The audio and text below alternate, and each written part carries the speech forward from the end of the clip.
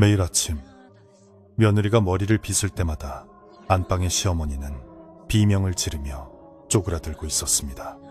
남편이 며느리의 희뿌연 빗을 바닥에 내치자 그 속에서 튀어나온 것은 김이 모락모락 나는 살아있는 뇌였습니다. 그것은 상아빗이 아니었습니다. 과거 자신의 어미 가죽을 벗긴 시어머니에게 복수하기 위해 스스로 빗으로 변해 놈의 뇌수와 생기를 빨아먹고 있던 구미호의 처절한 식사 시간이었습니다.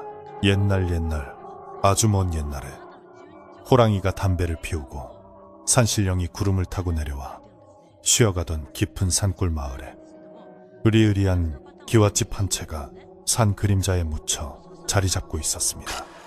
그 집은 마을 사람들이 고개를 들어 올려다봐야 할 만큼 높은 담장을 두르고 있었는데 담장 안에는 사철 푸른 대나무들이 빽빽하게 심겨 있어 밖에서는 안을 들여다볼 수조차 없는 위험서린 곳이었습니다. 이 집의 주인은 본래 조대감이라는 양반이었으나 일찍 세상을 떠났고 그 뒤를 이어 안주인인 최씨 부인이 홀로 아들을 키우며 집안을 이끌어오고 있었습니다.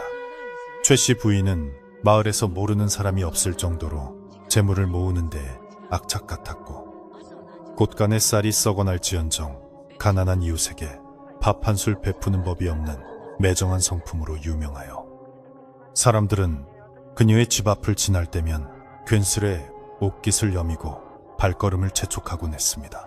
최씨 부인에게는 눈에 넣어도 아프지 않을 외아들이 하나 있었는데 어머니의 드센 성품과는 달리 아들은 심성이 곱고 유약하여 마을 사람들의 동정을 사기도 했습니다. 아들은 장성하여 한양으로 유학을 떠났다가 몇 해 만에 고향으로 돌아오게 되었는데 돌아오는 길에 홀로 오지 않고 한 여인을 대동하고 나타나 마을 전체가 술렁였습니다. 그 여인은 유난히 하얀 피부와 칠흑같이 검은 머리카락을 가진 절세의 미인이었으나 어디서 왔는지 그 근본을 알 수 없었고 입고 있는 옷까지 또한 화려하지만 어딘가 모르게 서늘한 기운을 풍기는 것이 예사롭지 않아 보였습니다. 아들은 어머니에게 이 여인을 자신의 아내가 될 사람이라 소개했고 최씨 부인은 며느리가 될 여인의 차가운 눈매를 마주하자마자 등골이 오싹해지는 기이한 한기를 느꼈습니다. 혼례는 마을 사람들의 수군거림 속에서 조촐하게 치러졌는데 보통의 잔치라면 흥겨운 풍물 소리와 웃음소리가 담장을 넘어야 했지만 이 집의 혼례는 마치 제사를 지내는 것처럼 고요하고 적막했습니다. 새 며느리는 혼수품이라고는 아무것도 해오지 않았고 오직 작은 자개암 하나만을 소중하게 품에 안고 들어왔는데 그 함 속에는 유백색으로 빛나는 빛 하나가 들어있을 뿐이었습니다. 최씨 부인은 며느리가 빈손으로 시집온 것이 못마땅하여 당장이라도 호통을 치고 싶었으나 아들이 며느리를 바라보는 눈빛이 너무나 애틋하고 며느리 또한 말없이 엷은 미소만 지을 뿐 대꾸하지 않아 억지로 화를 삼켜야만 했습니다.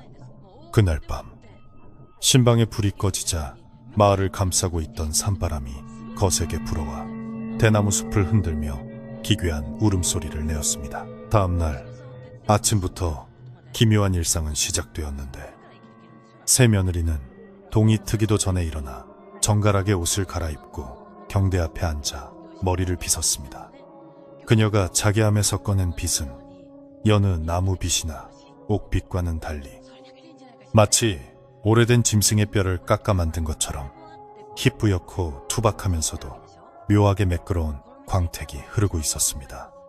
며느리가 그 빗을 들어 자신의 길고 검은 머리카락에 갖다 대고 천천히 빗어내리기 시작하자 방 안에는 스스슥 하는 소리가 울려 퍼졌습니다.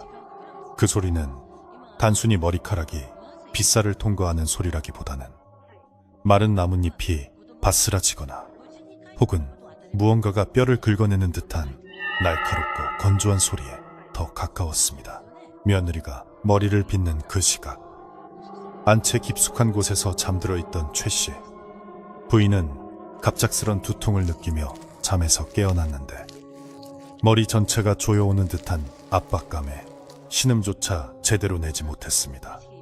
평소 건강만큼은 자신했던 최 씨 부인이었지만 그날 아침의 통증은 마치 누군가가 머릿속을 쇠꼬챙이로 휘젓는 것처럼 끔찍하고 생생하여 그녀는 식은땀을 흘리며 이불을 움켜쥐어야 했습니다.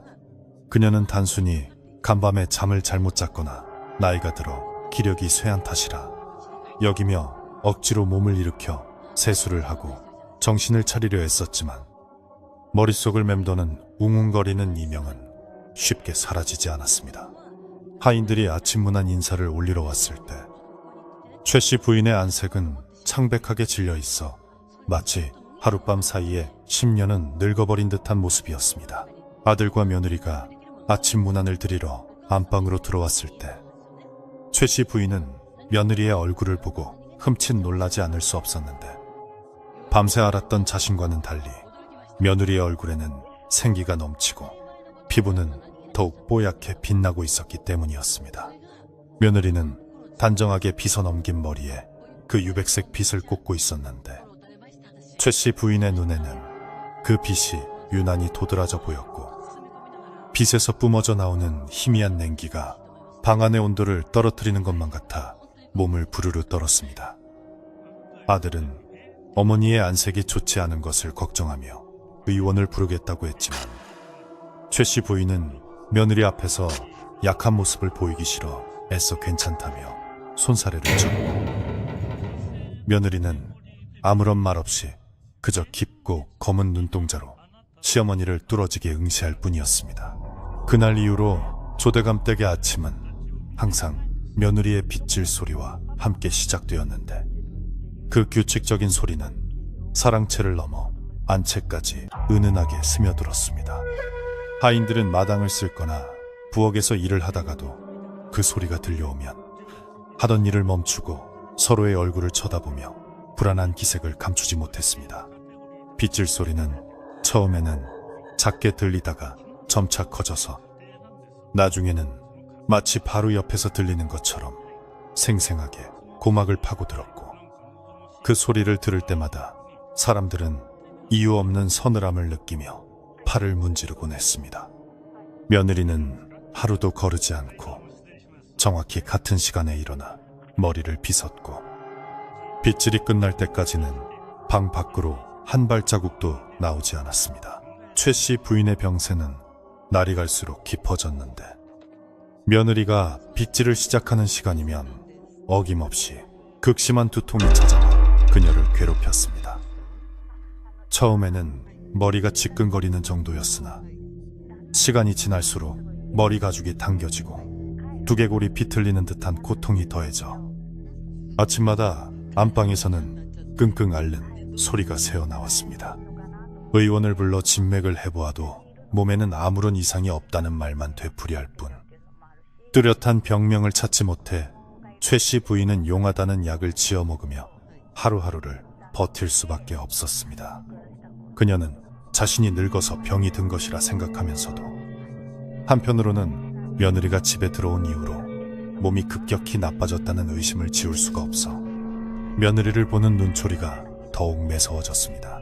어느 날 오후 최 씨 부인은 며느리를 불러 그 기이한 빗에 대해 물어보았는데 며느리는 담담한 표정으로 그저 친정어머니가 물려주신 유품이라고 짧게 답했습니다. 빗의 재료가 무엇인지 어디서 만든 것인지 꼬치꼬치 캐묻고 싶었지만 며느리가 빗을 어루만지는 손길이 너무나 섬뜩하고 조심스러워 차마 더 이상 묻지 못하고 입을 다물었습니다. 며느리는 시어머니의 질문에 대답하면서도 시선을 피하지 않았고 그 눈동자 속에는 알 수 없는 비웃음과 서글픔이 동시에 서려 있는 듯하여 최 씨 부인은 황급히 며느리를 방에서 내보냈습니다. 며느리가 나간 뒤에도 방 안에는 비릿한 흙냄새와 오래된 피냄새 같은 것이 희미하게 남아 최 씨 부인의 속을 메스껍게 만들었습니다. 계절이 바뀌어 찬바람이 불기 시작하자 집안의 분위기는 더욱 을씨년스럽게 변해갔고 마당의 나무들은 잎을 모두 떨구고 앙상한 가지만을 드러냈습니다. 아들은 아내와 어머니 사이에서 눈치를 보며 집안의 평화를 지키려 했었지만 밤마다 어머니의 방에서 들려오는 신음소리와 아내의 방에서 들려오는 사그락거리는 소리 사이에서 잠을 이루지 못하고 뒤척였습니다. 그는 아내를 사랑했지만 그녀에게서 느껴지는 알 수 없는 거리감과 비밀스러운 기운 때문에 섣불리 다가가지 못했고 아내가 잠든 사이에 몰래 그 하얀 빛을 들여다보곤 했습니다.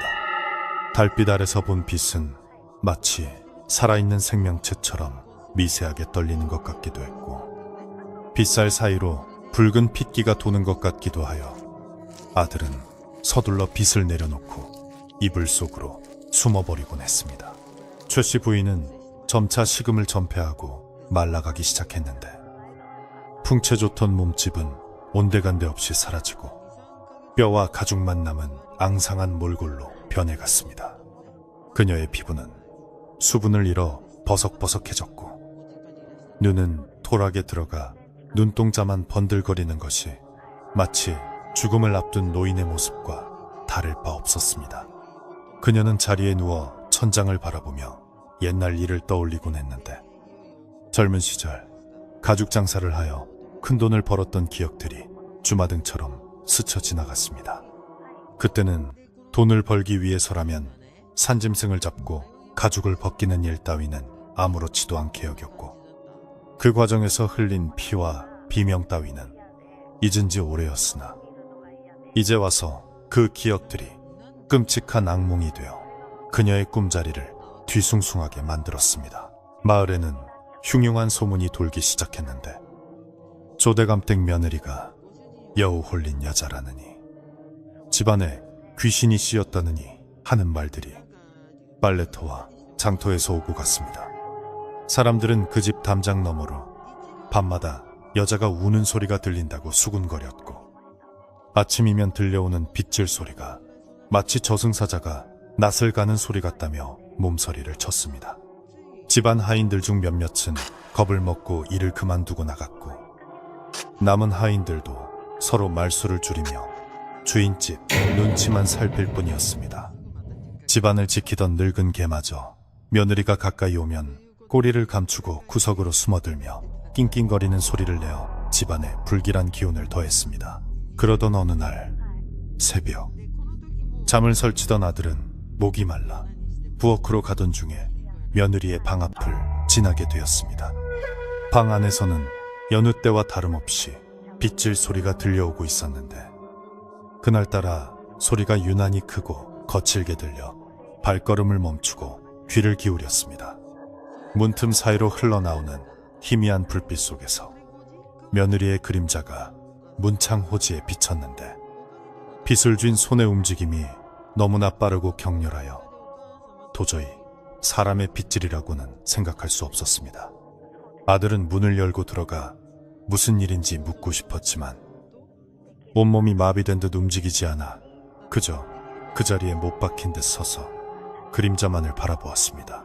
그때 며느리의 방에서 나직한 흥얼거림이 들려왔는데 그것은 노래라기보다는 주술을 외우는 소리 같기도 하고 누군가를 저주하는 읍조림 같기도 했습니다.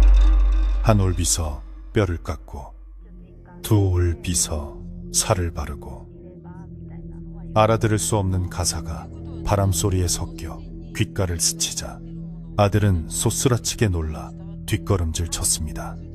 그 순간 방 안에 불이 훅 꺼지며 빗질 소리도 뚝 그쳤고 아들은 공포에 질려 자신의 방으로 도망치듯 달려가 이불을 뒤집어쓰고 떨었습니다.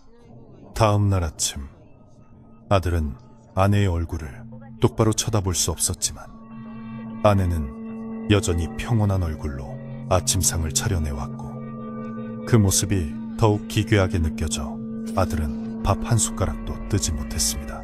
최 씨 부인의 병세는 이제 걷잡을 수 없을 정도로 악화되어 혼자서는 일어나 앉지도 못할 지경이 되었습니다. 그녀는 하루 종일 헛소리를 짓거리며 허공을 향해 손을 휘젓기도 하고 누군가에게 살려달라고 애원하기도 했습니다. 저리 가!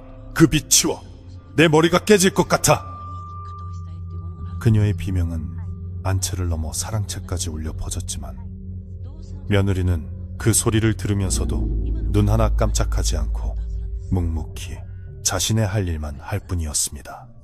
며느리가 시어머니의 병구안을 위해 약사발을 들고 방으로 들어가면 최 씨 부인은 며느리를 보자마자 발작을 일으키며 물건을 집어던졌으나 며느리는 표정 변화 없이 깨진 조각들을 치우고 억지로 약을 먹였습니다. 집안의 가장 오래된 하인인 박노인은 이 모든 광경을 지켜보며 깊은 한숨을 내쉬었는데 그는 조대감 살아생전부터 이 집안의 대소사를 챙겨온 충직한 사람이었습니다.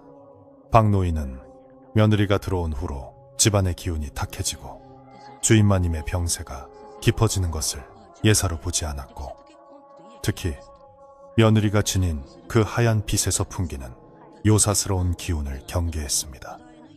그는 며느리가 없을 때 몰래 안방을 살펴보다가 안방 문턱과 기둥 곳곳에 짐승의 발톱 자국 같은 긁힌 흔적들이 늘어가고 있다는 것을 발견하고는 소스라치게 놀랐습니다.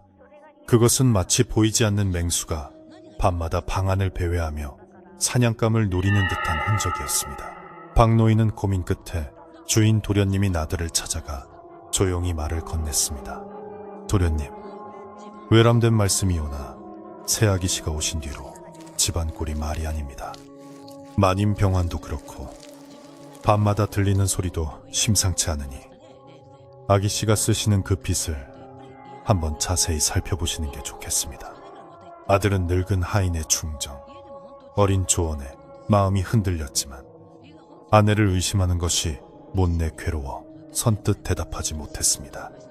그러나 어머니가 뼈만 남은 앙상한 모습으로 고통스러워하는 것을 더 이상 두고 볼 수만은 없었기에 그는 마음을 굳게 먹고 아내의 비밀을 파헤쳐 보기로 결심했습니다. 그날 밤 아들은 아내가 깊이 잠든 것을 확인하고 조심스럽게 자리에서 일어나 경대 쪽으로 다가갔습니다. 달빛이 희미하게 비치는 경대 위에는 문제의 그 하얀 빛이 놓여 있었는데 밤에 보는 빛은 낮보다 훨씬 더 기이한 빛을 발하고 있었습니다.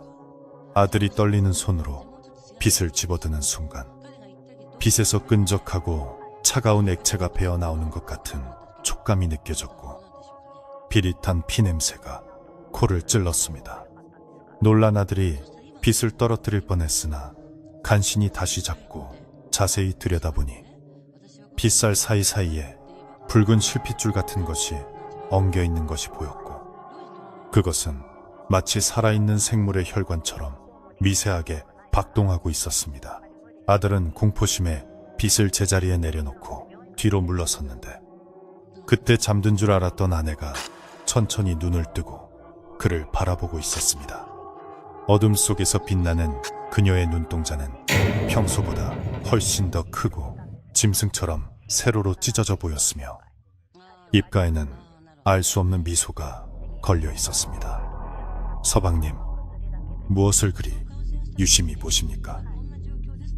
아내의 목소리는 평소와 달리 낮고 그르렁거리는 듯한 울림이 있었고 아들은 등 뒤에서 식은땀이 흐르는 것을 느끼며 아무것도 아니라고 얼버무리고 서둘러 자리에 누웠습니다. 그날 밤 아들은 꿈속에서 거대한 흰 여우가 어머니의 머리를 물어뜯는 끔찍한 악몽에 시달리며 식은땀을 흘렸습니다. 다음 날 아침 빗질 소리는 여느 때보다 더욱 날카롭고 신경질적으로 들려왔습니다. 마치 무언가를 재촉하듯 빠르고 강렬한 리듬으로 방 안을 가득 채웠고 그 소리에 맞춰 최 씨 부인의 비명 소리도 더욱 커졌습니다. 이제 최 씨 부인의 방에서는 사람의 신음소리가 아니라 짐승이 덫에 걸려 울부짖는 듯한 처절한 소리가 들려와 집안 사람들 모두가 공포에 떨었습니다. 아들은 더 이상 참을 수 없다고 생각하며 오늘이야말로 이 기이한 일의 끝을 보리라 다짐했습니다. 그는 주먹을 꽉 쥐고 아내의 방문 앞에 서서 문 너머로 들려오는 스스슥 소리를 들으며 숨을 골랐습니다. 마당의 대나무 숲이 미친 듯이 흔들리며 바람 소리를 냈고 하늘에는 먹구름이 몰려와 대낮인데도 밤처럼 어두워졌습니다. 집안의 모든 문들이 덜컹거리며 불안한 조짐을 알렸고, 부엌의 소뚜껑이 제멋대로 열렸다 닫히는 등 기이한 현상들이 잇따랐습니다. 아들은 이것이 단순한 집안일이 아니라 인간의 힘으로는 어찌할 수 없는 어떤 거대한 힘이 작용하고 있음을 직감했습니다. 그는 떨리는 가슴을 진정시키며 어머니를 살리기 위해서는 자신이 나서야 한다는 사실을 되새겼습니다. 이제 곧 아침 빗질이 끝날 시간이 다가오고 있었고, 빗질이 끝나는 순간 어머니에게 무슨 일이 벌어질지 모른다는 불안감이 엄습했습니다. 아들은 결연한 표정으로 며느리의 방문을 벌컥 열어젖힐 준비를 했습니다. 문고리를 잡은 손에 힘이 들어갔고, 등 뒤로는 박노인과 하인들이 걱정스러운 눈빛으로 그를 지켜보고 있었습니다. 문 너머의 빗질 소리는 이제 절정에 달해 마치 톱으로 뼈를 써는 듯한 소름 끼치는 소리로 변해 있었습니다.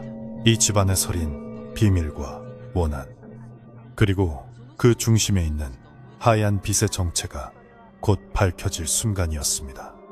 아들은 숨을 크게 들이쉬고 문을 열어젖혔습니다. 문이 벌컥 열리자 방 안의 공기는 마치 한겨울 산속의 바람처럼 차갑게 휘몰아쳐 아들의 얼굴을 때렸고, 그는 순간적으로 숨이 턱 막히는 것을 느꼈습니다. 그러나 아들의 예상과는 달리 방 안에는 그 어떤 괴물도 귀신도 없었으며, 오직 그의 아내가 경대 앞에 단정히 앉아 머리를 빗고 있을 뿐이었습니다. 아내는 문을 연 서방님을 거울을 통해 물끄러미 바라보더니 빗질하던 손을 천천히 멈추고 천천히 고개를 돌려 그를 응시했는데, 그 표정이 너무나 태연하고 고요하여 아들은 오히려 할 말을 잃고 말았습니다. 방금 전까지 들리던 그 섬뜩하고 날카로운 빗질 소리는 온데간데 없고, 방 안은 절간처럼 정막만이 감돌고 있어 아들은 자신이 헛것을 들은 것인가 의심할 지경이었습니다. 아내는 입가에 묘한 미소를 띠며 서방님, 아침 문안도 드리기 전에 어찌 이리 급하게 들어오십니까?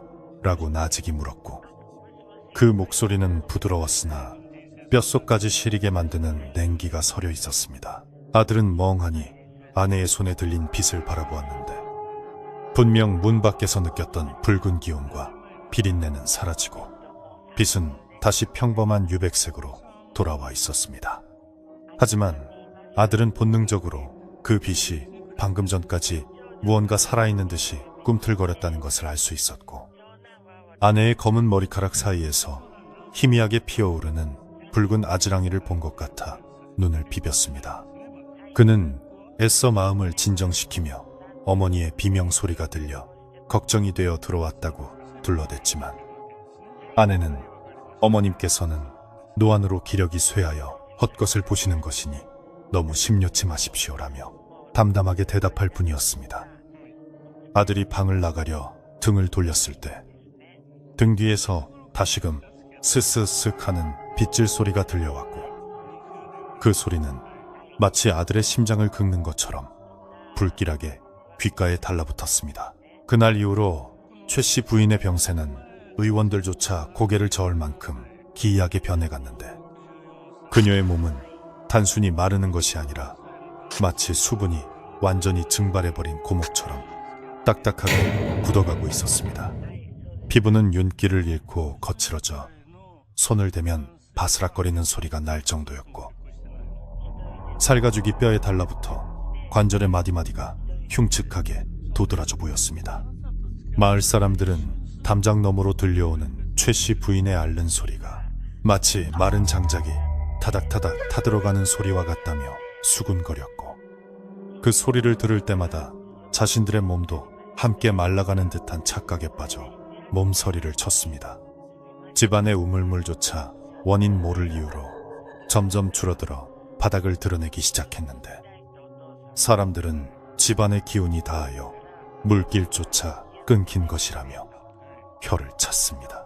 며느리는 시어머니가 죽어가고 있음에도 불구하고 날이 갈수록 더욱 아름다워졌는데 그녀의 피부는 백옥처럼 희고 투명해졌으며 입술은 갓 잡은 짐승의 피를 머금은 듯 붉고 선명했습니다.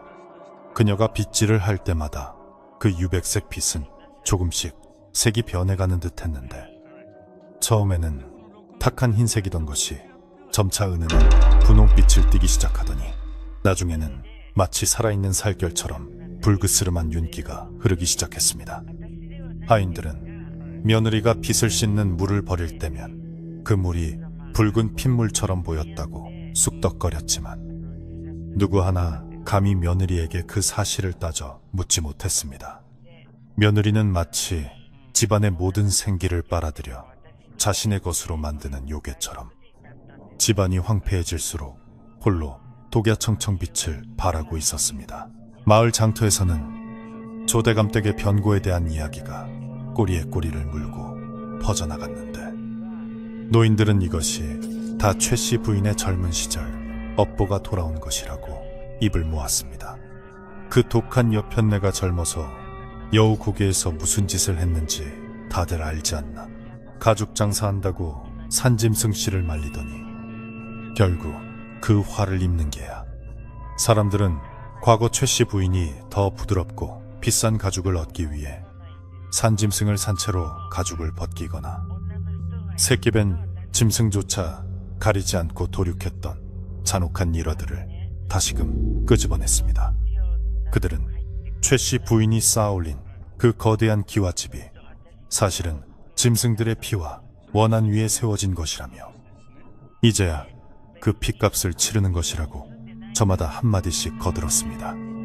어느 날 밤 집안의 늙은 하인인 박노인은 잠을 이루지 못하고 마당을 서성이다가 사랑채 마루에 걸터 앉아있는 아들을 발견하고 조심스럽게 다가갔습니다. 아들은 깊은 수심에 잠겨 하늘에 뜬 반달을 바라보고 있었는데 그 모습이 너무나 처량해 보여 박노인은 가슴 한구석이 아려왔습니다. 도련님, 밤 이슬이 찹니다. 어찌 잠들지 못하고 이러고 계십니까? 박노인의 물음에 아들은 한참 동안 침묵을 지키다가 무겁게 입을 열었습니다. 박노인, 자네도 그 소리가 들리는가? 밤새도록 멈추지 않는 저 빗질 소리 말일세. 아들의 목소리는 떨리고 있었고 박노인은 주위를 둘러보았으나 바람소리 외에는 아무것도 들리지 않았습니다. 박노인은 잠시 망설이다가 평생을 모셔온 주인집의 안위를 위해 가슴속에 담아두었던 말을 꺼내기로 결심했습니다. 그는 주위를 경계하며 목소리를 낮춰 말했습니다. 도련님, 실은 제가 며칠 전 안방마님 약을 다리러 부엌에 갔다가 이상한 것을 보았습니다. 새 아기씨 방 쪽에서 짐승의 누린내 같은 것이 진동을 하기에 몰래 엿보았는데 박노인은 말을 잇지 못하고 침을 꿀꺽 삼켰습니다. 아기씨가 빗을 혀로 핥고 계셨습니다. 마치 맛있는 고기를 뜯듯이 빗살 사이사이를 핥고 계셨는데 그 눈빛이 사람의 눈빛이 아니었습니다. 아들은 박노인의 말에 쏘스라치게 놀라며 몸을 일으켰지만 박노인은 아들의 옷자락을 잡으며 간곡히 말을 이었습니다. 도련님, 그 빗은 예사 물건이 아닙니다. 제가 젊은 시절 사냥꾼들을 따라다니며 보았던 짐승의 뼈와 똑같습니다. 아니, 단순한 뼈가 아니라 사람의 두개골을 깎아 만든 것일지도 모릅니다. 박노인의 충격적인 말에 아들은 털썩 자리에 주저앉고 말았습니다. 두개골이라니, 아내의 빗이 사람의 뼈, 그것도 머리뼈로 만든 것이라니 상상조차 할 수 없는 일이었습니다. 그러나 아들은 마음 한구석에서 부정할 수 없는 공포를 느꼈는데 어머니가 머리가 깨질 것 같다, 뇌를 파먹는 것 같다며 호소하던 고통이 그 빗과 무관하지 않다는 생각이 들었기 때문이었습니다. 박노인은 아들의 손을 잡으며 내일 날이 밝는 대로 용한 무당이다 스님을 찾아가 비방을 구해야 합니다. 이대로 두면 마님뿐만 아니라 도련님까지 위험해질 것입니다. 라고 간청했습니다. 그 시각 안방에 누워있던 최씨 부인은 지옥과도 같은 고통 속에서 악몽과 현실을 오가고 있었습니다. 그녀의 눈앞에는 젊은 시절 자신이 죽였던 수많은 여우들이 피를 흘리며 나타나 그녀의 주위를 빙빙 돌고 있었는데, 그 중에서도 유난히 크고 하얀 어미 여우 한 마리가 그녀의 배 위에 올라앉아 그녀를 내려다보고 있었습니다.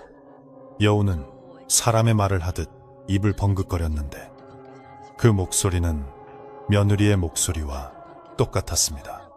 내 가죽을 벗길 때 너는 웃고 있었지. 이제 내가 네 껍질을 한꺼풀씩 벗겨주마. 네 뼈를 발라내고 네 살을 씹어주마. 최씨 부인은 비명을 지르려 했지만 목구멍이 말라붙어 쇳소리만 나올 뿐 말이 되어 나오지 않았습니다. 최씨 부인의 몸은 이제 나무 토막처럼 뻣뻣하게 굳어 손가락 하나 까딱할 수 없었지만 감각만은 살아있어 살가죽이 찢어지는 고통을 생생하게 느꼈습니다.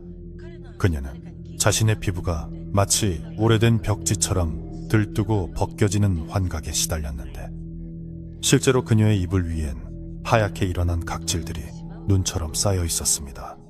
며느리가 아침마다 빗질을 할 때면 최씨 부인은 자신의 머리카락이 한 움큼씩 뽑혀나가는 듯한 통증을 느꼈고, 빗살이 머리카락을 지나갈 때마다 자신의 생명이 조금씩 깎여나가는 것을 본능적으로 감지했습니다. 그녀는 이제 살기 위해서가 아니라 제발 편안하게 죽게 해달라고 빌고 또 빌었습니다. 다음 날 날이 밝자마자 아들은 박 노인의 말대로 마을 어귀에 사는 용한 무당을 찾아가기로 마음먹었습니다. 그러나 그가 채비를 하고 대문을 나서려던 찰나 며느리가 대청마루에 나와 그를 불러 세웠습니다. 서방님, 어디를 그리 급히 가십니까? 오늘은 어머님의 병세가 위중해 보이니 곁을 지키시는 게 좋겠습니다. 며느리의 말은 권유가 아니라 명령처럼 들렸고 그녀의 손에는 여전히 그 빗이 들려 있었습니다. 아들은 아내의 눈을 피하며 잠시 마을에 볼 일이 있어 다녀오겠소 라고 말하려 했지만 며느리는 천천히 다가와 아들의 옷깃을 여매주며 나직이 속삭였습니다. 밖에서 헛된 사람을 만나봐야 소용없습니다. 집안일은 집안에서 해결해야지요. 아들은 아내의 손이 닿은 자리가 불에 데인 듯 뜨겁게 느껴져 뒤로 물러섰습니다. 아들은 아내의 만류를 뿌리치고 도망치듯 집을 빠져나와 무당집으로 달려갔습니다. 무당은 아들을 보자마자 대뜸 소금을 뿌리며 내 놈 뒤에 붙은 것이 무엇인지 알고나 온 게냐 라고 호통을 쳤습니다. 아들이 자초지종을 설명하기도 전에 무당은 혀를 차며 말했습니다. 이미 늦었어. 그년이 뿌리를 내렸어. 그 집 기둥뿌리부터 썩어 들어가고 있는데 이제 와서 뭘 어쩌겠단 말이냐. 아들이 제발 어머니를 살려달라고 무릎을 꿇고 애원하자 무당은 한참을 노려보다가 부적 한 장을 써주며 말했습니다. 이걸 방문 위에 붙이고 오늘 밤 자정까지 그 빗을 깨뜨려야 한다. 그 빗이 요물의 본체이자 원한의 그릇이니 그걸 없애지 않으면 오늘 밤 너희 어미는 뼈만 남고 죽을 것이다. 아들은 떨리는 손으로 부적을 받아들고 집으로 돌아왔지만 집안의 공기는 아침보다 훨씬 더 무겁고 탁해져 있었습니다. 대나무 숲은 바람 한 점 없는데도 쏴 소리를 내며 울고 있었고 마당에 있는 장독대들은 이유 없이 금이가 깨져 있었습니다. 하인들은 모두 겁에 질려 방 안에 틀어박혀 나오지 않았고 집안은 죽은 듯이 고요했습니다. 아들은 안방으로 달려가 어머니의 상태를 살폈는데 최씨 부인은 이제 눈도 뜨지 못한 채 가쁜 숨만 몰아쉬고 있었고 그녀의 몸에선 썩은 나무 냄새가 진동을 했습니다. 아들은 방문 위에 부적을 붙이려 했으나 부적은 벽에 닿기도 전에 검게 타들어가며 재가 되어버렸습니다. 그 순간 며느리의 방에서 딱 하는 빗질 소리가 들려왔습니다. 평소에 부드러운 소리와는 달리 뼈와 뼈가 부딪히는 듯한 딱딱하고 건조한 소리였습니다. 아들은 그 소리가 어머니의 숨소리와 정확히 박자를 맞추고 있다는 것을 깨달았습니다. 며느리가 빗을 내리그을 때마다 어머니의 가슴이 크게 들썩였고 빗을 들어 올릴 때마다 숨이 잦아들었습니다. 아들은 이제 더 이상 물러설 곳이 없다는 것을 알았습니다. 오늘 밤 그 빗을 없애지 못하면 어머니는 영영 돌아올 수 없는 길을 가게 될 것이고 자신 또한 그 원한의 구렁텅이에서 빠져나오지 못할 것이라는 공포가 엄습했습니다. 해는 서산으로 넘어가고 있었고 집안에는 긴 그림자가 드리워지며 어둠이 찾아왔습니다. 며느리는 저녁 내내 방 밖으로 나오지 않았고 하인들이 저녁상을 들고 갔으나 인기척이 없다고 전했습니다. 방 노인은 아들의 곁을 지키며 도련님, 마음을 굳게 잡으십시오. 여우는 사람의 마음을 현혹하여 틈을 노립니다. 절대 눈을 마주치지 마시고 오로지 빛만 노리십시오 라고 당부했습니다. 아들은 마른 침을 삼키며 품속에 숨겨둔 작은 몽둥이를 꽉 쥐었습니다. 밤이 깊어질수록 빗질 소리는 더욱 커져 마치 온 집안을 집어삼킬 듯 웅장하게 울려 퍼졌습니다. 자정이 가까워지자 하늘에서는 마른 번개가 치기 시작했고 천둥 소리가 산골짜기를 뒤흔들었습니다. 아들은 결연한 표정으로 며느리의 방문 앞에 섰습니다. 문창호지 너머로 비치는 며느리의 그림자는 이제 사람의 형상이 아니었습니다. 머리를 풀어 헤친 채 덩실덩실 춤을 추는 듯한 혹은 거대한 짐승이 앞발을 들어올린 듯한 기괴한 그림자가 일렁이고 있었습니다. 그리고 그 그림자의 손에는 거대한 빛이 들려 있었는데 그 빛의 그림자에서 뚝뚝 떨어지는 검은 액체가 문창호지를 적시고 있었습니다. 아들은 이것이 환영인지 실제인지 분간할 수 없었으나 코끝을 찌르는 피 냄새만은 너무나 선명했습니다.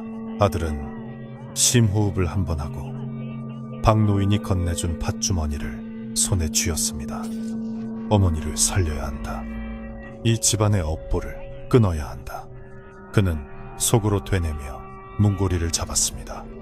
문고리는 얼음장처럼 차가워 손바닥이 달라붙을 것만 같았습니다.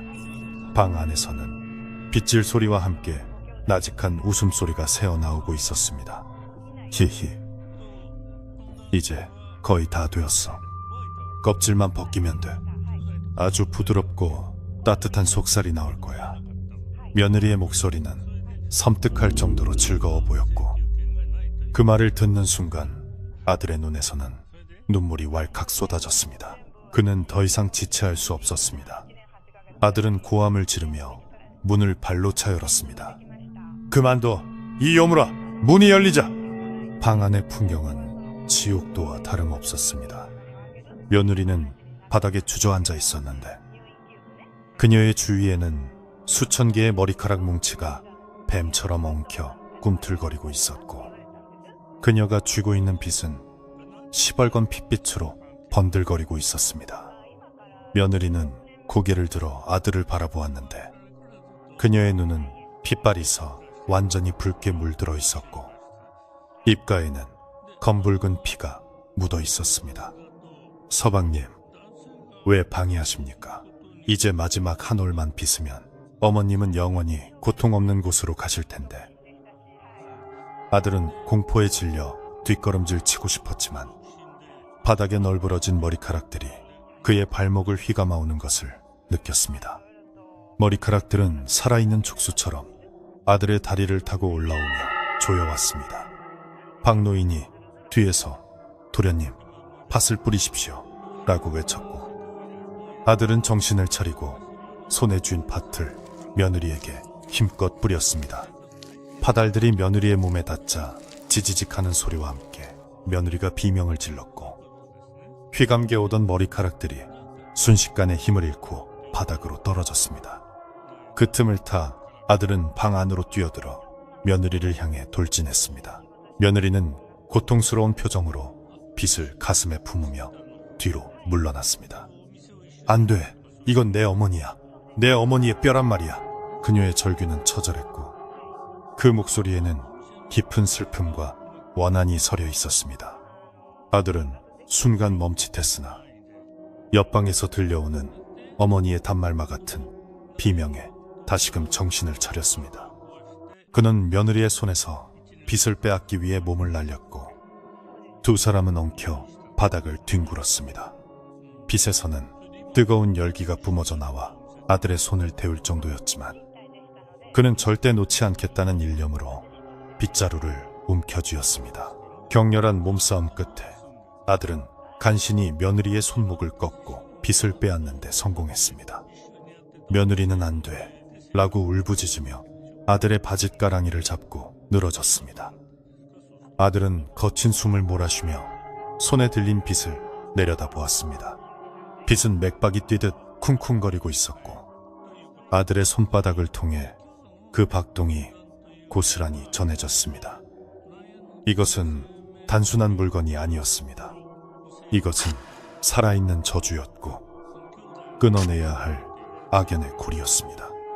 아들은 주위를 둘러보아 빗을 내리칠 단단한 물건을 찾았습니다. 그리고 방 한 구석에 있는 무쇠 다리미를 발견했습니다. 아들이 무쇠 다리미를 들어 빗을 내리치려는 찰나 며느리의 입에서 터져나온 비명은 사람의 것이라기보다는 짐승의 울부짖음에 가까웠고 그 소리에는 뼈에 사무친 원한과 깊은 슬픔이 서려 있어 아들의 동작을 멈칫하게 만들었습니다. 며느리는 바닥을 기어와 아들의 발목을 붙잡고 애원했는데 그녀의 눈에서 흐르는 눈물은 투명한 물이 아니라 붉은 핏물이었고 그 핏물이 바닥에 떨어질 때마다 나무 마루가 검게 타들어가는 듯한 연기가 피어올랐습니다. 서방님, 제발 멈추십시오. 그것은 단순한 물건이 아닙니다. 제 어미의 영혼이 갇혀있는 유일한 안식처이자 억울하게 죽은 원혼이 숨쉬는 그릇입니다. 그녀의 목소리는 떨리고 있었지만 그 속에 담긴 힘은 아들의 마음을 강하게 뒤흔들었습니다. 아들은 다리미를 든 손을 허공에 멈춘 채 발밑에서 울고 있는 여인이 자신이 사랑했던 아내인지 아니면 집안을 망가뜨리러 온 요물인지 혼란스러워하며 거친 숨을 몰아쉬었습니다. 아들의 손에 들린 빗은 이제 뜨겁다 못해 손바닥을 태울 듯한 열기를 뿜어내고 있었는데 그 감촉은 딱딱한 뼈라기보다는 갓 벗겨낸 가죽 안쪽에 살결처럼 뭉글거리고 끈적했습니다. 아들이 무심코 빗을 내려다 보았을 때 빗살 사이사이로 붉은 기운이 핏줄처럼 엉켜돌고 있는 것이 보였고 그 안에서 두근두근하는 미세한 박동 소리가 손끝을 타고 전해져 왔습니다. 그것은 마치 빗 자체가 하나의 살아있는 심장처럼 뛰고 있었으며 그 박동은 옆방에 누워있는 어머니의 희미한 숨소리와 기이할 정도로 일치하고 있었습니다. 아들은 본능적으로 이 빛이 어머니의 생명을 빨아들여 자신의 생명을 유지하고 있다는 것을 깨달았고 그 끔찍한 연결고리에 소름이 끼쳐 빛을 당장이라도 던져버리고 싶었지만 손바닥에 달라붙은 듯 떨어지지 않았습니다. 며느리는 천천히 몸을 일으켜 아들을 똑바로 쳐다보았는데 그녀의 얼굴은 반쯤은 아름다운 여인의 모습이었으나 나머지 반쯤은 하얀 털이 돋아난 여우의 형상으로 일그러져 있었습니다. 서방님, 시어머니가 저 쌓아 올린 기와집과 곳간의 재물이 어디서 나왔는지 아십니까? 그것들은 모두 죄 없는 생명들의 피와 가죽을 팔아 모은 저주받은 금전들입니다. 며느리의 말은 비수처럼 날카롭게 아들의 가슴을 파고들었고 아들은 부정하고 싶었지만 어머니의 과거에 대한 소문들이 머릿속을 스치며 말문이 막혔습니다. 그녀는 계속해서 말을 이었습니다. 수십 년 전, 눈 내리는 겨울날 여우 고개에서 제 어미는 산채로 가죽이 벗겨졌습니다. 당신의 어머니는 더 좋은 값을 받겠다며 숨이 붙어있는 어미의 가죽을 칼로 도려냈고, 그 고통 속에서 어미가 지르던 비명을 웃으며 지켜보았습니다. 아들은 그 끔찍한 이야기에 귀를 막고 싶었지만 며느리의 목소리는 귓가에 속삭이듯 생생하게 들려왔고, 눈앞에는 마치 환영처럼 그날의 참혹한 광경이 펼쳐지는 듯 했습니다. 하얀 눈밭 위로 붉은 선혈이 낭자하고 껍질 잃은 붉은 살덩어리가 고통에 몸부림치며 눈밭을 뒹구는 모습이 아들의 뇌리에 강제로 주입되었습니다. 그 잔혹한 장면 속에서 젊은 시절의 최 씨 부인은 피 묻은 칼을 든 채 만족스러운 미소를 짓고 있었고, 그 옆에는 갓 태어난 새끼 여우가 어미의 죽음을 지켜보며 바들바들 떨고 있었습니다. 아들은 그 새끼 여우의 눈동자가 지금 자신의 앞에 서 있는 아내의 눈동자와 똑같다는 것을 깨닫고 전율했습니다. 이 모든 비극은 우연히 일어난 것이 아니라 수십 년을 기다려온 처절한 복수의 서막이었던 것입니다. 방 안의 공기는 점점 더 차갑게 얼어붙어 입김이 나올 정도가 되었고, 창호지 밖에서는 거센 바람이 불어와 문틀을 덜컹거리게 만들었습니다. 박노인은 구석에서 염주를 굴리며 불경을 외고 있었지만 그의 목소리는 공포에 질려 제대로 나오지 않았고, 하인들은 마당에 모여 웅성거릴 뿐 누구 하나 감히 방 근처로 다가오지 못했습니다. 아들은 떨리는 목소리로 물었습니다. 그렇다면 너는 복수를 위해 나에게 접근한 것이냐? 나를 사랑한 적은 한 번도 없었단 말이냐? 아들의 질문에 며느리의 표정이 일순간 흔들리며 슬픈 빛이 스쳐 지나갔습니다. 그녀는 빛을 향해 손을 뻗으며 나직이 대답했습니다. 처음에는 오로지 어미의 원수를 갚겠다는 일념뿐이었습니다. 허나 서방님의 따뜻한 성품을 보며 흔들렸던 것도 사실입니다. 하지만 서방님, 피의 빚은 피로 갚아야만 끝나는 법입니다. 그때 옆방에서 어머니의 비명소리가 다시 한번 들려왔는데, 이번에는 사람의 목소리가 아니라 짐승이 짖는 듯한 씀 하는 소리였습니다. 아들은 깜짝 놀라 빗을 든 채 어머니의 방으로 달려갔고, 며느리도 그 뒤를 따랐습니다. 안방의 문을 열자 썩은 내가 진동하는 방 안에서 최 씨 부인은 침상 위에 기괴한 자세로 뒤틀려 있었습니다. 그녀의 몸은 활처럼 굽어 있었고 손톱은 길게 자라 이불을 긁어대고 있었으며 입가에는 하얀 거품이 물려 있었습니다.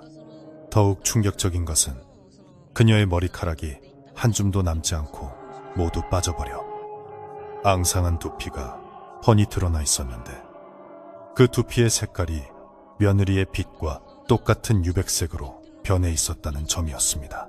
아들은 어머니에게 달려가 어머니, 정신 차리세요라고 외치며 흔들었지만 최 씨 부인의 눈동자는 이미 초점을 잃고 허공을 배회하고 있었습니다. 그녀는 아들을 알아보지 못하고 짐승처럼 그르렁거리는 소리를 내며 아들의 손을 물으려 했습니다. 아들이 뒤로 물러서자 뒤따라 들어온 며느리가 천천히 침상 앞으로 다가섰습니다. 며느리가 가까이 다가오자 최 씨 부인은 발작적으로 몸을 떨며 공포에 질린 표정으로 구석으로 기어 물러났습니다. 며느리는 서늘한 눈빛으로 시어머니를 내려다보며 말했습니다. 이제야 알아보시겠습니까? 당신이 벗겨낸 가죽의 주인이 돌아왔습니다. 당신이 취한 그 부귀영화가 얼마나 끔찍한 죄악 위에 세워진 것인지 이제 당신의 뼈와 살로 느낄 차례입니다. 최 씨 부인은 며느리의 말에 무언가 대꾸하려는 듯 입을 벙긋거렸지만 혀가 굳어 제대로 된 발음을 하지 못했습니다. 그녀의 눈에는 뒤늦은 후회인지 아니면 죽음에 대한 공포인지 모를 눈물이 고여 흘러내렸습니다. 아들은 어머니와 아내 사이에서 갈등하며 고통스러워했습니다. 어머니의 죄가 명백하다는 것을 알게 되었지만 눈앞에서 말라 죽어가는 어머니를 외면할 수는 없는 노릇이었습니다. 그는 며느리의 앞을 가로막으며 외쳤습니다. 그만해라. 어머니가 지은 죄는 내가 평생을 바쳐 갚겠다. 제발 어머니를 놓아다오. 이미 충분히 고통받지 않았느냐. 아들의 절규에 며느리는 잠시 멈칫했으나 이내 차가운 미소를 지으며 고개를 저었습니다. 서방님, 이것은 제가 하는 것이 아닙니다. 빗속에 깃든 어미의 원혼이 스스로 빚을 받아내고 있는 것입니다. 멈추려 해도 멈출 수 없습니다. 보십시오. 빚이 무엇을 원하고 있는지. 며느리가 가리킨 아들의 손에는 여전히 빚이 들려 있었는데 빚은 이제 스스로 움직이려는 듯 아들의 소나귀에서 요동치고 있었습니다. 빚은 마치 자석에 이끌리듯 최 씨 부인의 머리 쪽으로 향하려 했고 아들은 그 힘을 이기지 못해 끌려가다시피 했습니다. 빚에서 뿜어져 나오는 붉은 빛이 최 씨 부인의 머리 위를 비추자 최 씨 부인의 머릿속에서 희미한 안개 같은 것이 피어올라 빚으로 빨려 들어가는 것이 보였습니다. 그것은 바로 최 씨 부인의 생기이자 마지막 남은 정신의 조각들이었습니다. 박노인은 문 밖에서 이 광경을 지켜보다가 아이고, 마님, 업부가 결국 이 사단을 내는구나 하며 통곡을 했습니다. 하인들도 문틈으로 새어나오는 붉은 빛과 괴이한 소리에 겁을 먹고 마당에 엎드려 살려달라고 빌었습니다. 집안은 완전히 아수라장이 되었고 마을의 개들이 일제히 짖어대며 밤하늘의 정막을 깨뜨렸습니다. 아들은 빗을 놓으려 안간힘을 썼지만 빗은 손에 달라붙은 거머리처럼 떨어지지 않았고 오히려 손바닥의 피부를 파고들며 아들의 기운마저 빨아들이려 했습니다.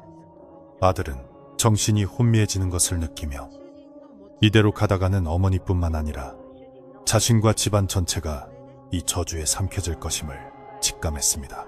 그 순간 아들의 머릿속에 번뜩이는 생각이 스쳐 지나갔습니다. 이 빛이 원한의 집합체라면 그 원한을 풀어줄 방법은 단순히 빛을 깨뜨리는 것만으로는 부족할지도 모른다는 생각이었습니다. 죄를 지은 자가 진심으로 참회하고 용서를 구하지 않는 한 원혼은 영원히 구천을 떠돌며 괴롭힐 것이기 때문이었습니다. 아들은 마지막 힘을 짜내어 어머니의 귀에 대고 소리쳤습니다. 어머니, 제발 잘못했다고 비세요. 그 여우에게, 저 며느리에게 진심으로 사죄하세요. 그래야 어머니도 살고 우리 모두가 삽니다. 아들의 목소리는 절박했고 죽음의 문턱에선 최 씨 부인의 흐릿한 의식 속에 희미하게 남아 닿은 듯했습니다. 최 씨 부인의 눈동자가 잠시 돌아오며 아들을 바라보았습니다. 그녀의 입술이 미세하게 움직이며 내가 잘못 이라는 소리가 아주 작게 새어나왔습니다. 그러나 그 순간 빛이 더욱 격렬하게 진동하며 붉은 빛을 강하게 쏘아대기 시작했습니다. 원호는 쉬운 사과를 받아들일 생각이 없는 듯했습니다. 며느리는 슬픈 눈으로 그 모습을 지켜보며 말했습니다. 너무 늦었습니다.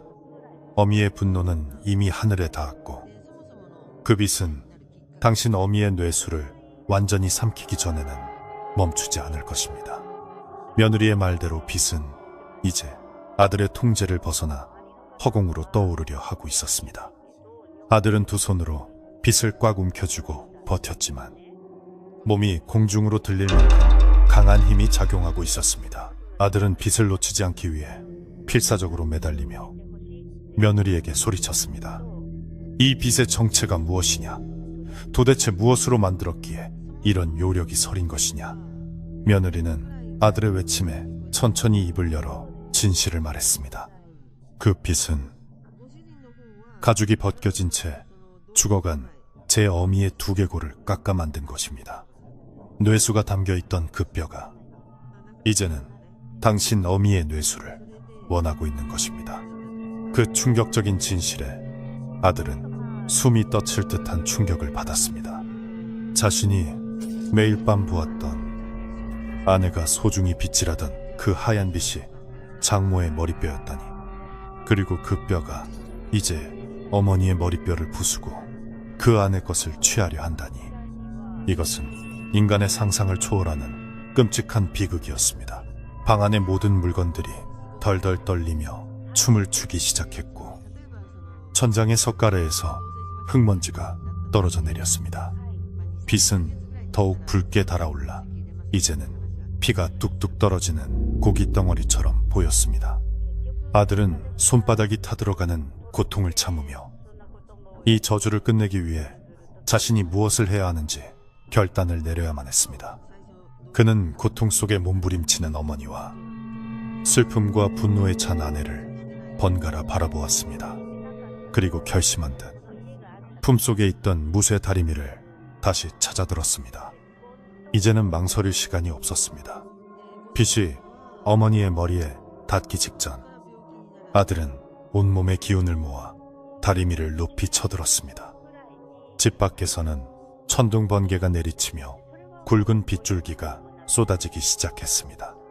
마치 하늘이 이 비극적인 결말을 예고하는 듯 번개는 조대감댁의 지붕을 환하게 비추었고, 그 순간 방 안의 그림자들은 기괴하게 춤을 추었습니다.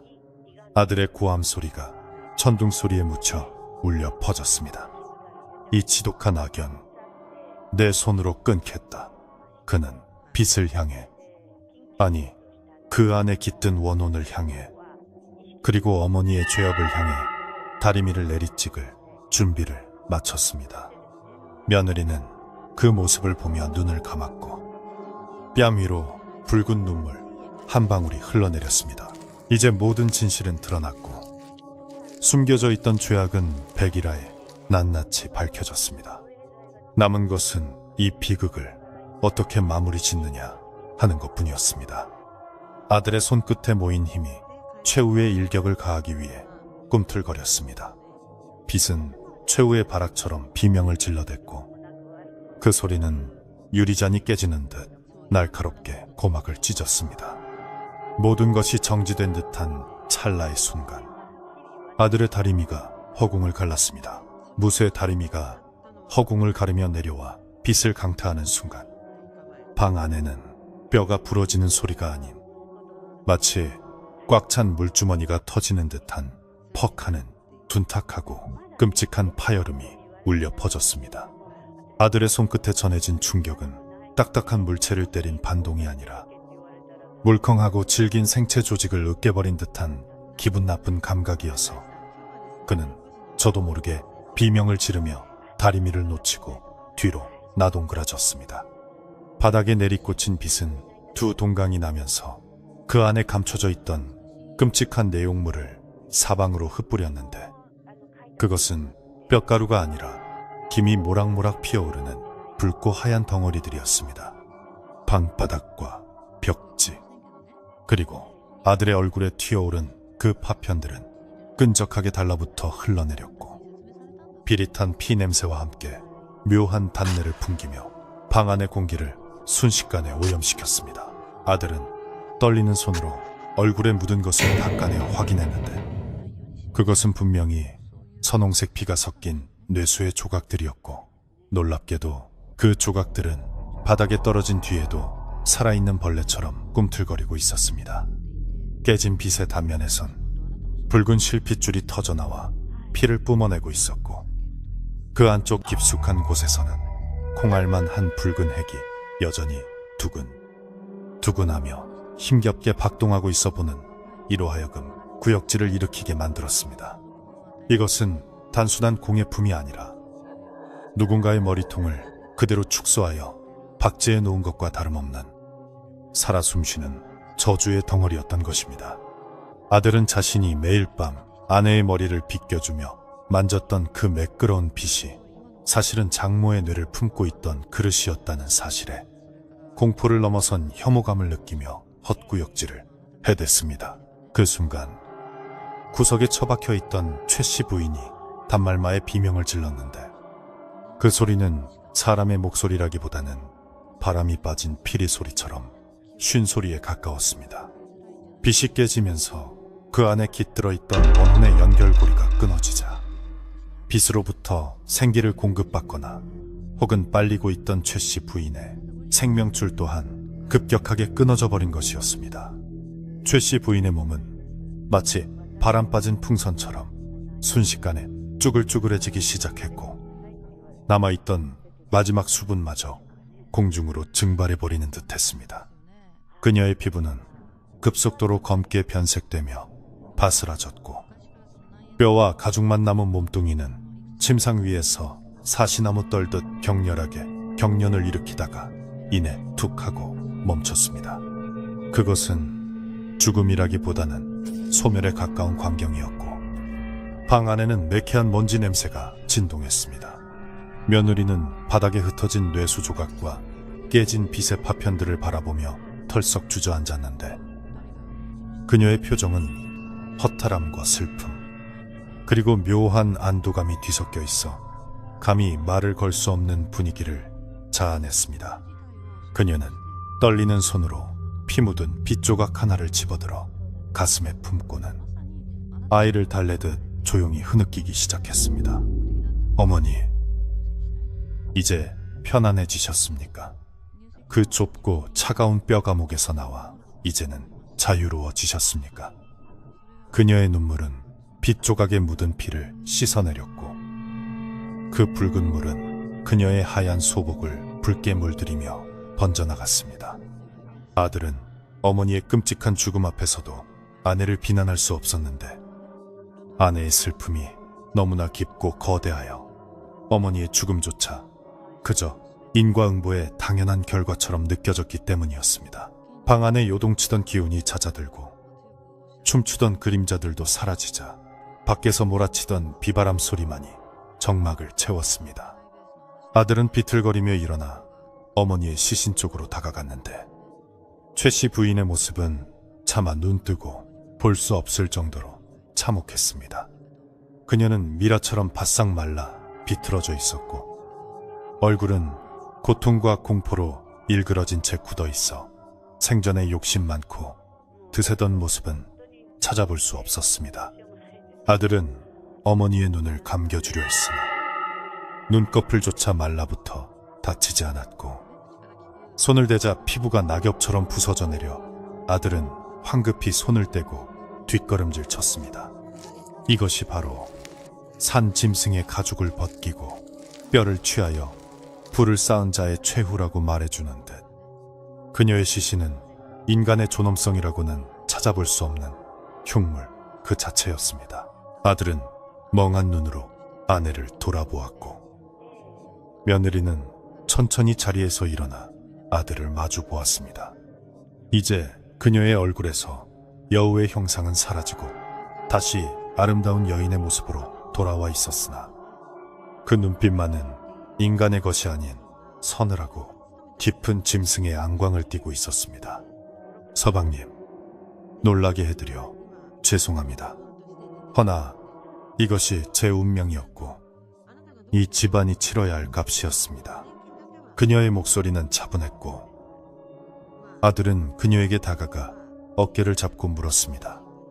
이제 다 끝난 것이오? 어머니가 돌아가셨으니 그대의 원한도 사라진 것이오. 그렇다면 우리는 다시 예전으로 돌아갈 수 있는 것이오. 아들의 질문은 애처로울 정도로 절박했으나 며느리는 슬픈 미소를 지으며 고개를 저었습니다. 서방님, 깨진 빛을 다시 붙일 수 없듯이 한번 드러난 본성은 다시 감출 수 없는 법입니다. 저는 사람이 되고 싶었으나 어미의 원한이 저를 짐승의 길로 이끌었습니다. 제 손에 묻은 이 피를 보십시오. 저는 이제 당신의 아내가 아니라 당신 어미를 죽인 원수일 뿐입니다. 며느리는 피 묻은 손을 들어보이며 뒷걸음질 쳤습니다. 아들은 상관없소. 어머니의 죄는 어머니의 것이고 당신은 내 아내요, 내가 다 덮고 살겠소 라고 외치며 그녀를 잡으려 했지만 며느리의 몸은 마치 연기처럼 흐릿해지며 손에 잡히지 않았습니다. 그녀는 이미 이 세상의 존재가 아닌 영적인 영역으로 넘어가고 있는 듯 했습니다. 며느리는 방문을 활짝 열어젖혔고 찬바람과 빗줄기가 방 안으로 들이닥쳐 촛불을 꺼뜨렸습니다. 어둠 속에서 번개가 번쩍일 때마다 그녀의 그림자는 거대한 구미호의 형상으로 벽에 비쳤다가 사라지기를 반복했습니다. 서방님은 심성이 고운 분이라 하늘이 도와 화를 면하신 겁니다. 부디 저를 잊으시고 쌓인 업보를 씻어내며 평안히 사십시오. 그녀는 마지막으로 깊게 허리를 숙여 절을 올린 뒤 망설임 없이 빗속으로 걸어나갔습니다. 아들은 신발도 신지 않은 채 튀어나가 그녀의 뒤를 쫓았지만 마당에는 거센 빗소리만 가득할 뿐 그녀의 발자국조차 찾을 수 없었습니다. 대나무 숲이 웅웅거리며 울었고 아들은 비를 맞으며 허공을 향해 아내의 이름을 불렀지만 돌아오는 것은 차가운 빗방울 뿐이었습니다. 방 노인과 하인들은 촛불이 꺼지고 조용해지자 조심스럽게 안방으로 들어왔는데 그들은 방 안의 참상을 보고 입을 다물지 못했습니다.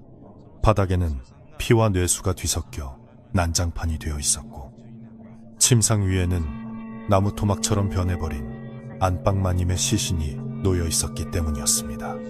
박노인은 떨리는 손으로 촛불을 다시 켜고 바닥에 주저앉아 통곡했습니다.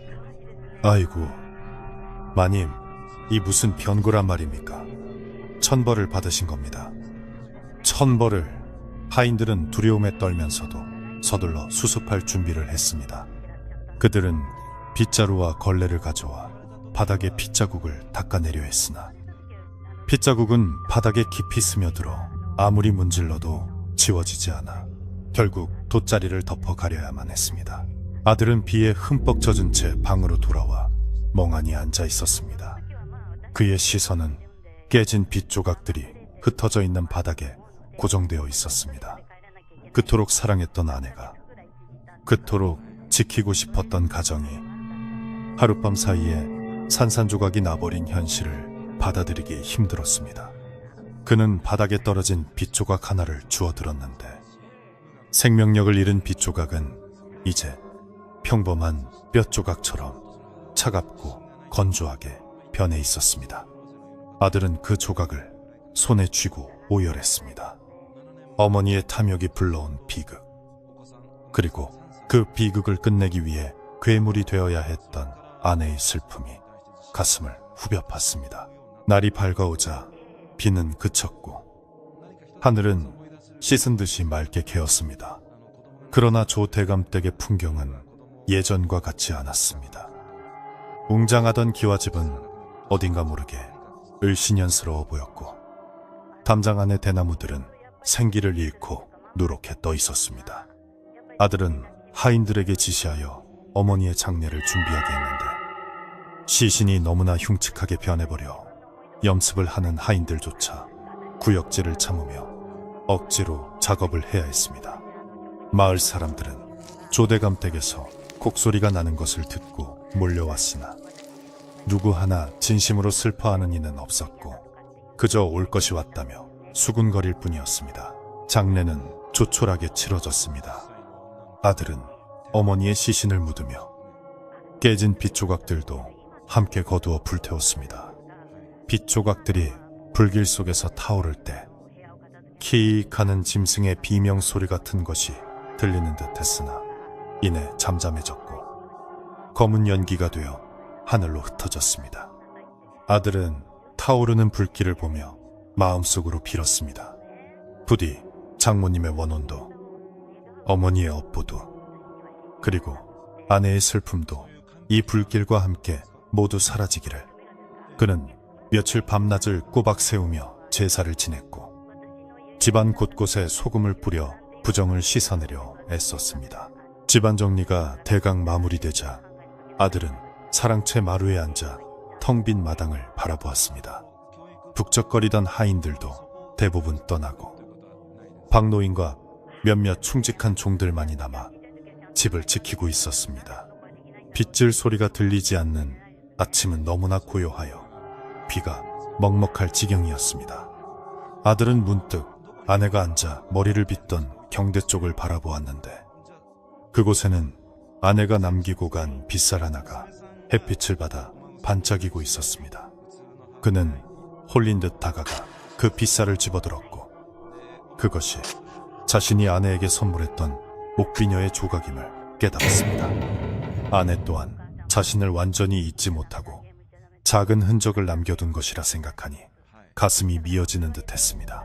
마을 사람들은 조 대감댁에 몰락을 두고두고 이야기했습니다. 최 씨 부인이 어떻게 죽었는지, 며느리의 정체가 무엇이었는지에 대한 소문은 사리부터 전설처럼 퍼져나갔습니다.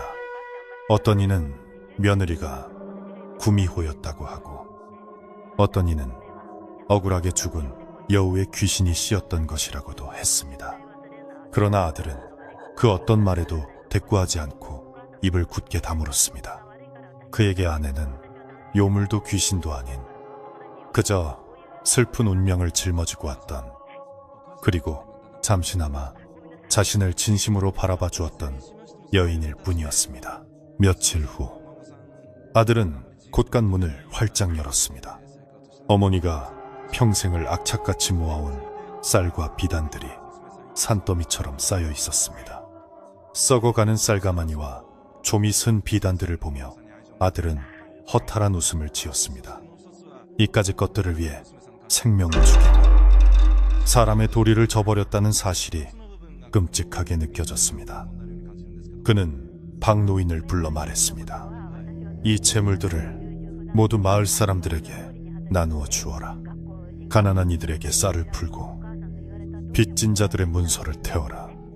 이것은 내 어머니의 속죄이자 내가 살아가기 위한 방도이다. 박노인은 눈물을 글썽이며 도련님의 뜻을 받들었습니다. 곳간이 비워지자 집안은 더욱 썰렁해졌지만 아들의 마음은 한결 가벼워진 듯했습니다. 그는 텅 빈 안방에 홀로 앉아 창밖을 바라보았습니다. 겨울이 지나고 봄이 오려는지 앙상한 나뭇가지에 작은 새순이 돋아나고 있었습니다. 죽음과 파괴가 휩쓸고 간 자리에 다시 생명이 움트고 있었습니다. 그러나 아들의 마음속 겨울은 아직 끝나지 않은 듯 그는 여전히 밤마다 바람소리에 귀를 기울이며 혹시나 들려올지 모를 빗질 소리를 기다리곤 했습니다. 그날 밤 아들은 꿈을 꾸었습니다. 꿈속에서 그는 눈 덮인 산길을 걸어가고 있었는데 저 멀리 하얀 여우 한 마리가 그를 뒤돌아보고 있었습니다. 여우는 그를 향해 가볍게 고개를 끄덕이더니 눈보라 속으로 천천히 사라져갔습니다.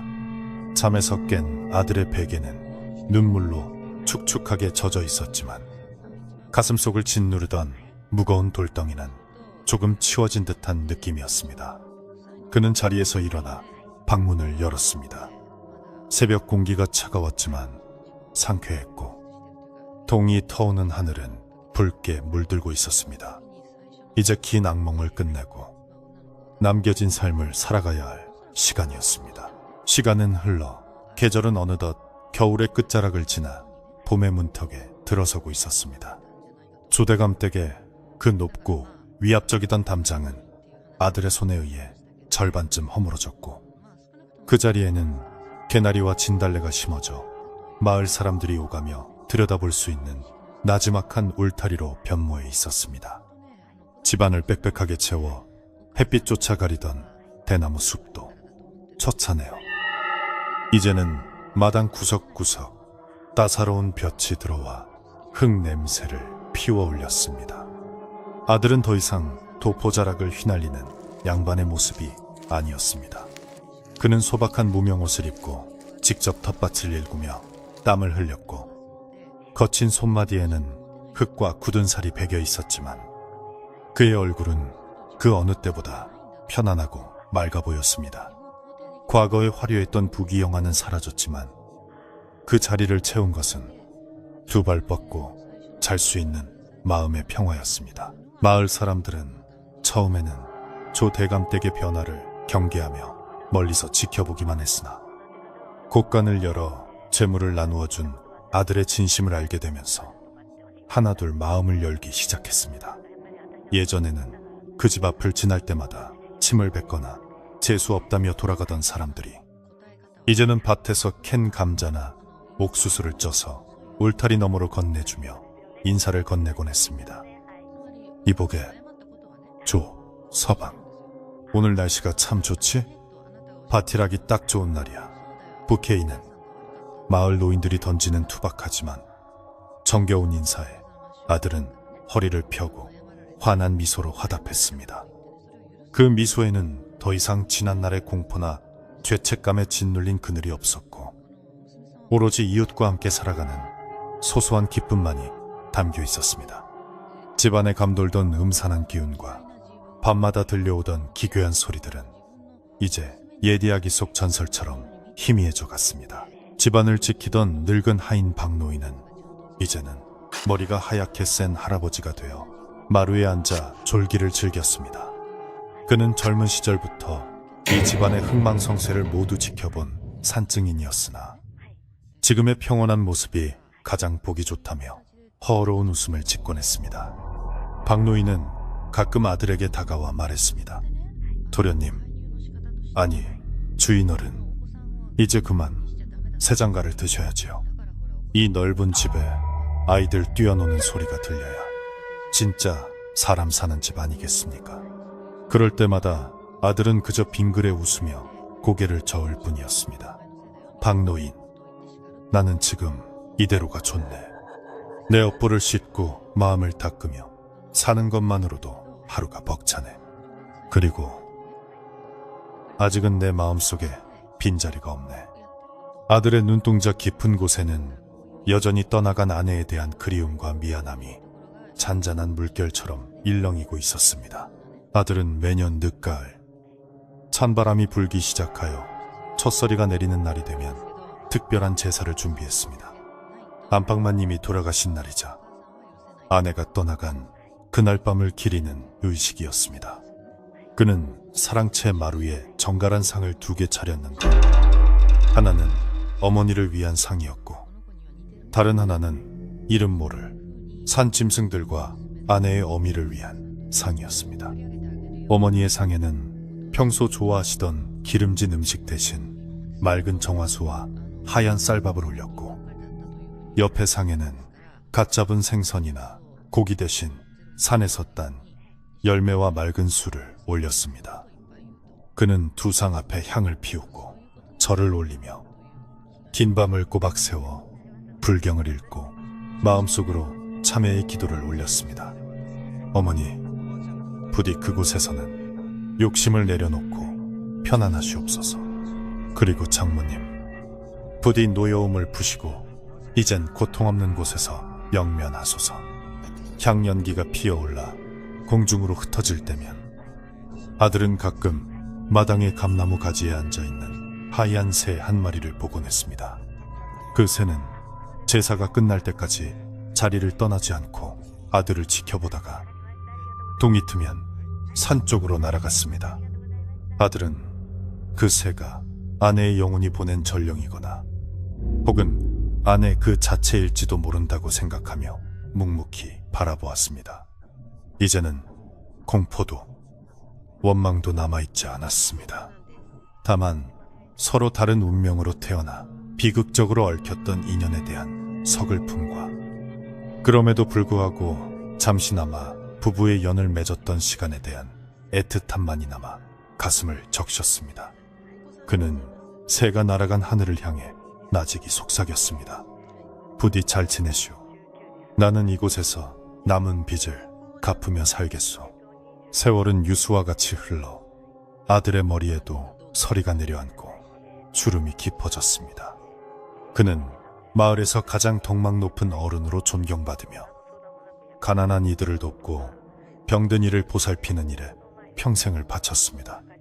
마을 아이들은 그를 할아버지라 부르며 따랐고 그가 들려주는 옛날 이야기를 듣기 위해 사랑채로 모여들었습니다. 그는 아이들에게 호랑이와 토끼 이야기를 해주곤 했지만 절대 자신의 집안에 얽힌 그 무서운 빚 이야기는 하지 않았습니다. 그것은 오로지 자신만이 짊어지고 가야 할 비밀이자 다시는 입 밖으로 꺼내어 세상의 맑은 기운을 흐리고 싶지 않은 아픈 기억이었기 때문입니다. 다만 아이들에게 항상 이렇게 가르쳤습니다.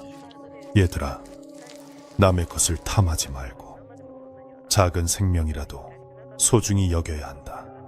우리가 누리는 모든 것에는 누군가의 희생이 깃들어 있음을 잊지 말거라. 어느 해 겨울, 유난히 눈이 많이 내리던 날이었습니다. 온 세상이 하얗게 덮여 마을은 고요 속에 잠겨 있었고 나뭇가지마다 눈꽃이 피어 절경을 이루었습니다. 노인이 된 아들은 따뜻하게 데워진 온돌방에 앉아 창문을 열고 밖을 내다보고 있었습니다. 하염없이 내리는 눈을 보고 있자니 수십 년 전 아내를 처음 만났던 날과 그녀가 떠나던 날의 기억이 주마등처럼 스쳐 지나갔습니다. 차가운 바람이 불어와 그의 흰 수염을 스치고 지나갔지만 그는 춥다는 생각보다는 시원하다는 느낌을 받았습니다.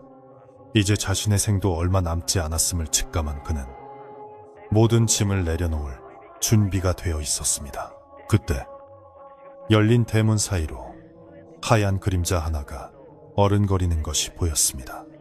노인은 눈을 비비고 자세히 바라보았는데 눈 쌓인 마당 한가운데에 털이 눈처럼 하얗고 신비로운 빛을 뿜어내는 여우 한 마리가 앉아 그를 빤히 쳐다보고 있었습니다. 여우의 눈동자는 맑고 깊었으며 예전의 그 핏빛 분노나 살기는 전혀 찾아볼 수 없었습니다. 노인은 천천히 자리에서 일어나 마루로 나갔습니다. 여우는 도망가지 않고 꼬리를 살랑이며 그를 기다렸습니다. 노인은 그 여우가 누구인지 단번에 알 수 있었습니다. 오셨어? 오랜 세월이 흘렀는데도 여전히 곱구려. 노인의 목소리는 떨렸지만 반가움이 가득했습니다. 여우는 마치 웃는 듯이 눈을 가늘게 뜨더니 강하고 짧고 청아한 울음소리를 내었습니다. 그 소리는 이별의 슬픔을 노래하는 것이 아니라 이제 모든 것이 용서되었고 화해되었음을 알리는 평화로운 신호 같았습니다. 노인은 마루 끝에 걸터앉아 손을 내밀었고 여우는 천천히 다가와 노인의 손등에 머리를 비비며 온기를 나누었습니다. 여우의 털은 부드러웠고 그 체온은 따뜻했습니다. 노인의 눈에서 뜨거운 눈물이 흘러내려 주름진 뺨을 타고 흘렀습니다. 고맙소. 나를 용서해 주어 고맙소. 그리고 이렇게 마지막 가는 길을 배웅해 주어 고맙소. 두 존재는 하얀 눈발 속에서 오랫동안 서로의 온기를 느끼며 교감했습니다. 여우는 한참을 머물다 다시 산 쪽으로 몸을 돌렸습니다. 몇 발자국 가다가 멈춰서서 노인을 뒤돌아보았는데 그 눈빛은 이제 편히 쉬세요 라고 말하는 듯 했습니다. 노인은 고개를 끄덕이며 손을 흔들어 주었습니다. 여우는 가볍게 껑충 뛰어 담장을 넘었고 곧 눈보라 속으로 사라져 보이지 않게 되었습니다. 노인은 여우가 사라진 곳을 한동안 바라보다가 입가에 옅은 미소를 머금은 채 방으로 들어왔습니다. 방 안은 훈훈했고 그는 자리에 누워 이불을 덮었습니다. 몸이 깃털처럼 가벼워지는 것을 느끼며 그는 깊고 편안한 잠에 빠져들었습니다. 다음 날 아침 마을 사람들이 눈을 치우러 왔다가 조용히 잠든 노인을 발견했습니다. 그의 표정은 세상 모든 근심을 털어버린 듯 평온했고 입가에는 아이 같은 순수한 미소가 걸려 있었습니다. 사람들은 노인의 죽음을 슬퍼하기보다는 그가 드디어 긴 속죄의 삶을 마치고 진정한 안식을 찾았다며 명복을 빌어주었습니다. 장례를 치르던 날 하늘에서는 맑은 햇살이 쏟아져 내렸고 어디선가 날아온 하얀 새떼가 상여 주위를 빙빙 돌며 그의 가는 길을 배웅했습니다. 마을 사람들은 그 새들이 노인이 평생 베푼 덕을 기리기 위해 찾아온 것이라 믿었습니다. 조대감 댁은 그 후로도 오랫동안 마을의 사랑방 역할을 하며 남아 있었습니다. 사람들은 그 집을 더 이상 저주받은 집이라 부르지 않고 덕을 쌓은 집이라 불렀습니다. 봄이면 마당에 매화꽃이 흐드러지게 피어 향기를 뽐냈고, 여름이면 대나무 숲에서 시원한 바람이 불어와 사람들의 땀을 식혀주었습니다. 가을이면 감나무의 붉은 감이 주렁주렁 열려 까치밥이 되었고, 겨울이면 하얀 눈이 소복이 쌓여 포근한 풍경을 만들어냈습니다. 그 집에는 여전히 밤마다 바람 소리가 들려왔지만 그것은 더 이상 비명소리가 아닌 자연이 들려주는 자장가처럼 부드럽고 온화했습니다. 세월이 흘러 그 집터마저 사라지고 전설만이 남았을 때도 마을 사람들은 가끔 밤하늘을 올려다보며 옛 이야기를 나누곤 했습니다. 욕심이 빚어낸 비극과 그것을 사랑과 희생으로 씻어낸 한 남자의 이야기를 말입니다. 그리고 아주 가끔 바람이 맑게 부는 날이면 여우 고개 쪽에서 은은한 빗질 소리가 들려온다고도 했습니다. 하지만 그 소리는 무섭거나 섬뜩한 것이 아니라 마치 어머니가 아이의 머리를 빗겨주듯 다정하고 리듬감 있는 소리여서 그 소리를 들으면 누구라도 스르르 잠이 온다고 했습니다. 지금도 그 마을에 가면 늙은 느티나무 아래 평상에 앉아 옛날 이야기를 해주는 할머니들을 만날 수 있습니다. 할머니들은 아이들을 무릎에 눕히고 부채를 살랑이며 이렇게 말하곤 합니다. 착하게 살아야 한다. 남의 눈에 눈물 내면 제 눈에는 피눈물 나는 법이란다. 그리고 누군가에게 잘못을 했다면 진심으로 비는 마음이 있어야 귀신도 감동하는 법이지.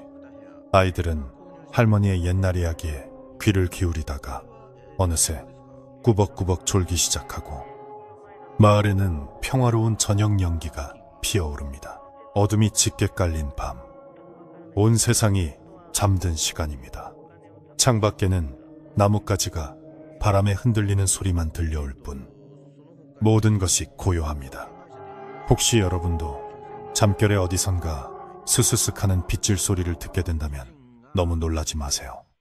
그것은 아마도 오랜 세월을 건너와 이제는 평온을 찾은 그 여인이 자신의 헝클어진 마음을 빗으며 부르는 안식의 노래일지도 모르니까요.